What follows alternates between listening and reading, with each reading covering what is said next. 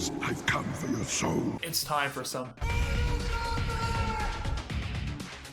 Mortal Kombat 1 by NetherRealm Studios is a solid but not perfect game. Nowadays, I mainly play Mortal Kombat for its story, and thankfully that is one of the biggest strengths in Mortal Kombat 1. It strikes the perfect balance of seriousness with comedic relief. I mean, right at the moment where things feel tense and serious, it breaks the ice with hilarious moments like this. Enough!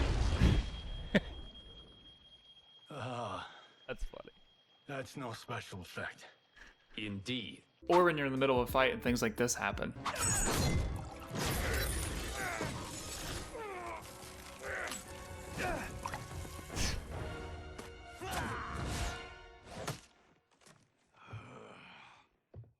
This is what I love about this game. The game is just littered with moments like this that provide comedic relief and break tension at exactly the right time. I mean, it's like a perfectly mixed drink. But perhaps one of the greatest characters in the story mode that does this is Johnny Cage. Whoever wrote this character, please give this person a raise. I mean, I'm not a comedy guy, but he was hilarious. My God, it's a tornado. And one more for good measure.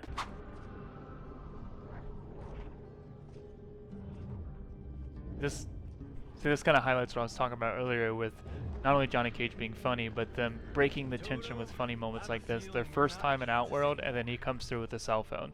Also, choosing to mess with the timelines as a main point of the story really allowed them to play around with the timeline, and thankfully they do this in a fun and interesting way in the game. Such as Shang Tsung's rise from one timeline where he's a snake oil salesman, and then he rises up to become the evil character that we all know in the Mortal Kombat series. It's like no matter what timeline they put him in, he always ends up being the bad guy, true to his MK character. Can I afford it? But the true question you must ask is, can I afford to be without it? Join me, and I will put the realms at your feet.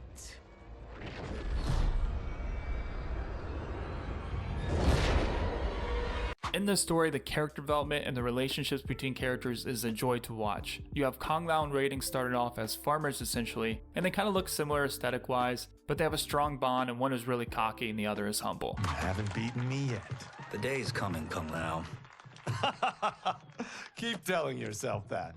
And you also see this same character dynamic with Sub-Zero and Scorpion. You have Sub-Zero, the prideful one but arrogant one, and Scorpion, the humble but honorable one. Bihan, don't listen. We must stop them, not Silence, Kuai Liang. But brother, Obey your Grandmaster.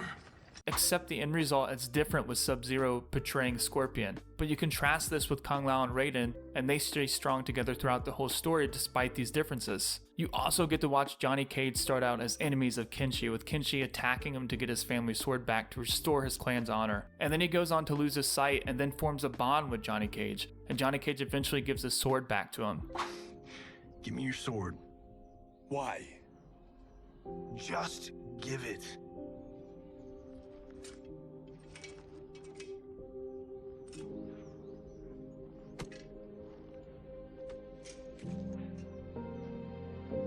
Oh, he's giving his sword back. What?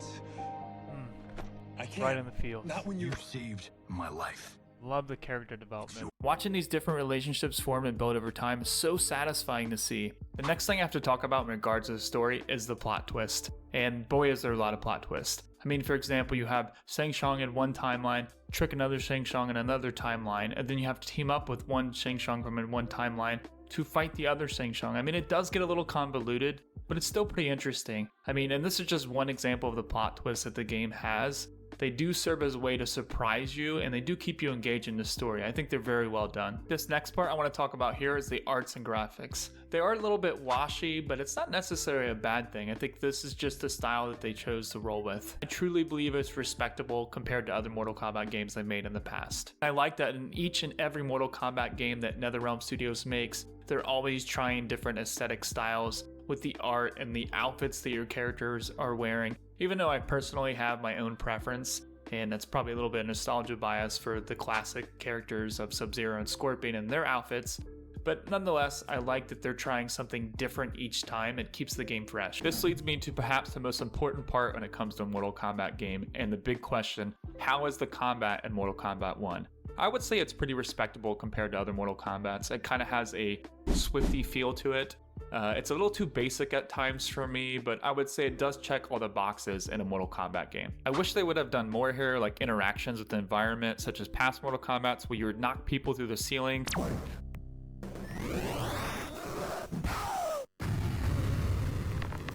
I will say though that I do love that in some of the maps that people react to things you're doing. Oh, she saw us! Help me! Run away, lady, run away! And also I love that they continue the X-ray moves. But to me, they seemed a little less intense compared to past games. This less intense approach also applies to fatalities. They're definitely a little less violent, and this is not surprising considering a dev got PTSD from the last Mortal Kombat they made, where they put themselves through some gruesome research to refine the fatalities in Mortal Kombat 11. Now I have to admit, I do love a good fatality, but whew, that last Mortal Kombat game, I have to admit, they were pushing the boundaries a little bit. So I can't be too upset that they decided to scale back on the fatalities. I mean, they're still good in this game. The next part I want to talk about is the amount of playable characters in Mortal Kombat 1. And it's not bad compared to other Mortal Kombats, and I understand there's a line between having too many characters and perhaps losing the ability or resources to fine-tune the characters you have, or the ability to focus on other things in the game. However, it does appear to be trending down though, and you have to wonder if this is creating a slippery slope for them in the future to push microtransactions with getting us to buy more and more playable characters. It's definitely something to keep an eye on. And where the game is kind of a letdown for me, unfortunately, is the game modes. I mean, yeah, you have your tower mode and that's okay, and you can also fight online, that's not bad either. But there's really only one other game mode outside of this, and that's the invasion mode. And I thought that was kind of boring. I mean, you're essentially just moving around on a board, I guess, per se, and you're just progressing in difficulty and unlocking things and currency and outfits and all that stuff. I just didn't find it that interesting. It's pretty cool they're playing the movie on the screen. It's not much innovation really. Just moving around on the board and clicking on spots to fight. And then once you finish the fight, you get some currency right here. And you're just fighting progressively difficult enemies. I just don't feel like there's as much effort put into this as there was to the story. I feel like the story mode raises the bar so high for this game, and you kind of have this expectation or standard when you're going into these other game modes. And for me, it just doesn't quite live up to that same standard. Now they did bring back the minigame Test Your Might from the old Mortal Kombat, which is pretty cool. Nice, they brought Test Your Might back. Butt mash. Oh. Now I have to give credit where credit's due, and I will give them credit here, as I did feel like they did improve Test Your Might with adding real life scenarios to the kind of mini game where you're trying to break through the door or someone's holding you down and you're trying to escape their grasp. And they also added the fact that if you fail Test Your Might, it triggers a really cool fatality.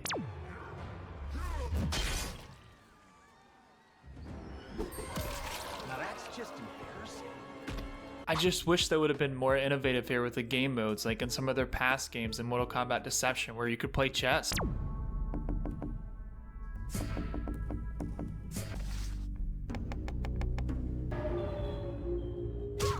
Or even maybe keep some of the game modes, like Create Your Fighter that was in Mortal Kombat Armageddon. I mean, they even have Mortal Kombat Go-Kart in Armageddon.